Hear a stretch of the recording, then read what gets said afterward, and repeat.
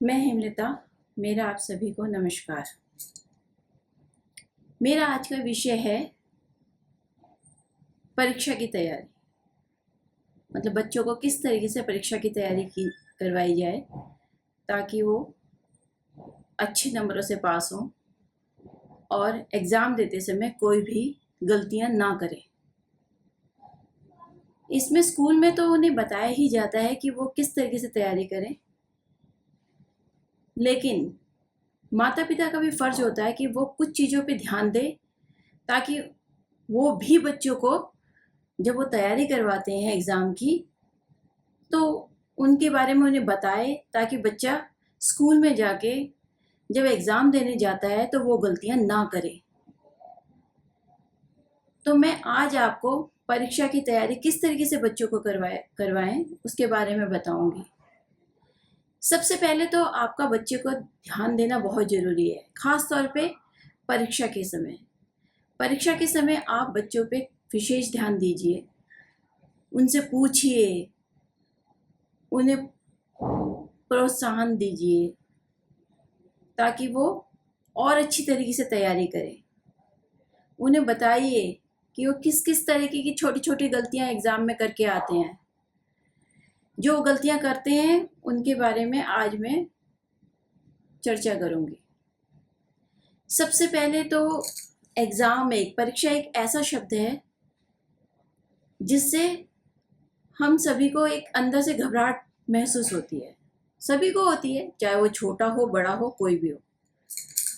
हम सभी को एक घबराहट होती है कि हमारा कल एग्ज़ाम में पता नहीं क्या होगा, कैसे क्वेश्चन आएंगे, किस तरीके से आएंगे, टफ आएंगे, इजी आएंगे, हम उसे कैसे करेंगे, सही करेंगे, गलत करेंगे। कई क्वेश्चन हमारे दिमाग में आते हैं, हर किसी के दिमाग में आते हैं जिसका एग्ज़ाम होता है, चाहे वो इंटेलिजेंट बच्चा हो, वीक हो, कोई भी हो, सबके दिमाग में ये क्वेश्चन जरूर आते हैं। तो परीक्षा की तैयारी कराते समय हमें बच्चों को ये बताना चाहिए कि सबसे पहले तो वो कोई भी तनाव ना ले, स्ट्रेस ना ले। वो एग्ज़ाम देते समय बिल्कुल रिलैक्स रहें, बिल्कुल भी ना घबराएं। एग्ज़ाम ही तो है, जैसे यूटी देते हैं ऐसे एग्ज़ाम है। यूटी में भी गलतियां करते हैं, यूटी में भी वही बातें उन्हें बतानी बहुत ज़रूरी है। तो उन्हें ये बताया जाए कि जब वो एग्ज़ाम देते हैं तो एग्ज़ाम देने से पहले पहले तो उनकी बहुत अच्छी तरीके से आप तैयारी करवा दीजिए, लेकिन एग्ज़ाम देने से पहले रात को उन्हें ज़्यादा देर तक पढ़ने मत दीजिए।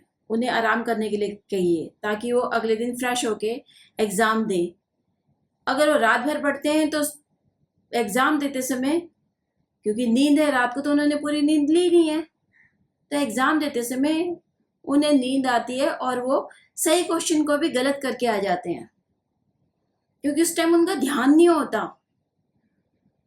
तो हमें उन्हें रात को, दिन भर वो पढ़ें, तैयारी करें, बहुत अच्छी तैयारी करें, लेकिन रात को वो टाइम से सोएं ताकि सुबह बहुत अच्छी तरीके से फ्रेश माइंड होके वो एग्ज़ाम देने जाएं और अपने एग्ज़ाम को बहुत अच्छी तरीके से दें।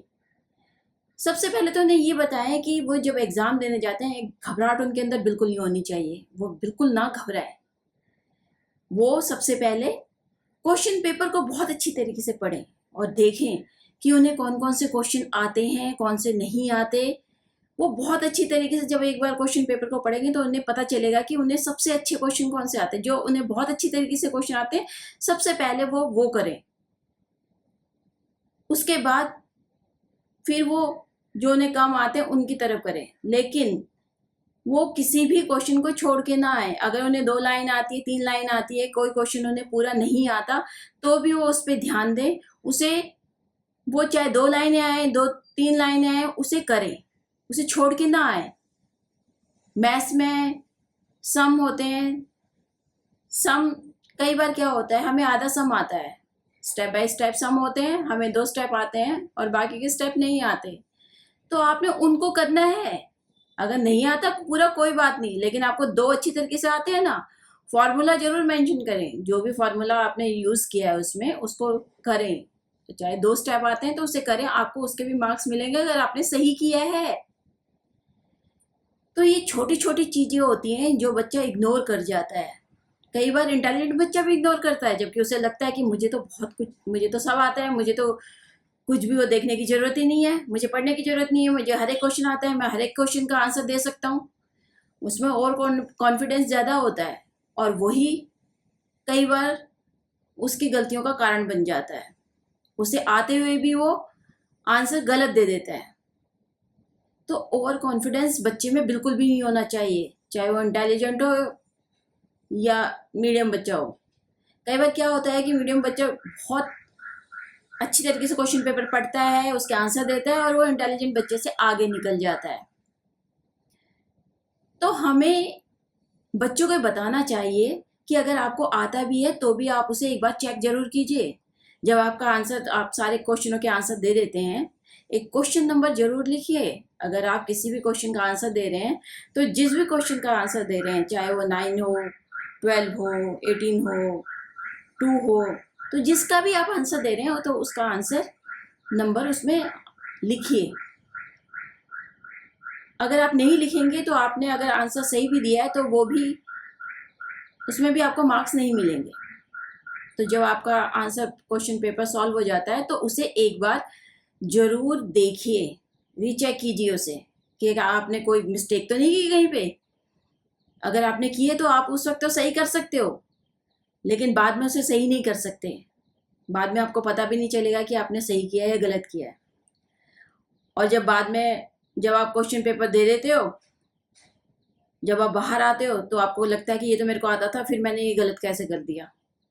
तो आप उसे देखिए, रीचेक कीजिए आंसर सबमिट करने से पहले आंसर शीट को। तो उसे देख के अगर आपने कोई मिस्टेक कहीं पे की है तो उसे सही कीजिए। घबराहट से कोई काम आपने नहीं करना, क्योंकि घबराहट में करोगे तो आप सारे कामों को गलत करोगे। तो आपने घबराहट में कोई काम नहीं करना। और पेरेंट्स का भी फर्ज है कि अपने बच्चों को सपोर्ट करें, खास तौर पे एग्जाम टाइम में। चाहे यूटी है तब भी करें, तब भी देखें वो क्या कर रहा है, वो पढ़ रहा है नहीं पढ़ रहा, एक नज़र उस पर डालें। ये नहीं कि छोड़ दिया आपने, ट्यूशन में तो कर ही रहा है, कर ही लेगा, कोई बात नहीं। फिर आप उसके मार्क्स कम आते हैं तो आप ये कहते हो कि मार्क्स कम क्यों आए। क्या आपने उस पर ध्यान दिया?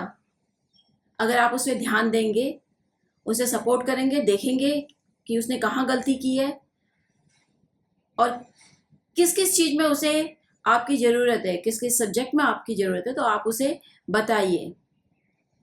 तो अगर आप ये सब करेंगे और बच्चा अगर इन सब चीज़ों पे ध्यान देगा कि उसे कैसे वहाँ पे क्वेश्चन पेपर को देखना है, पढ़ना है, किस तरीके से करना है, अगर वो इस तरीके से करेगा तो वो मिस्टेक नहीं करेगा और उसके मार्क्स भी अच्छे आएंगे। तो आपने भी उस पर ध्यान देना है। अगर आप उस पर ध्यान देंगे और बच्चा अच्छी तरीके से लर्न करेगा, ये देखना कि वो लर्न कर भी रहा है नहीं कर रहा, या खाली बैठा हुआ है बुक्स लेके। एक आध क्वेश्चन आप पूछ सकते हैं, उससे क्या होगा, उसमें थोड़ा डर रहेगा कि हाँ मेरे पेरेंट्स तो मेरे से कुछ भी पूछ सकते हैं तो मुझे जवाब देना पड़ेगा, तो खाली ऐसे दिखाने के लिए आपको नहीं बैठेगा। तो आपने इन सब चीज़ों पे ध्यान देना है। फिर देखिए किस तरीके से आपका बच्चा एग्ज़ाम से घबराता नहीं है और एग्ज़ाम को बहुत अच्छी तरीके से, जितने भी क्वेश्चन उसे आते हैं वो सभी वहाँ पे सॉल्व करके आता है। तो आज की वीडियो मैं यहीं पे समाप्त करती हूँ। अगर आपको ये वीडियो पसंद आई तो इसे लाइक, शेयर और सब्सक्राइब जरूर कीजिए। और अगले वीडियो में अगले विषय के साथ मैं आपसे फिर मिलूंगी। तब तक के लिए नमस्कार।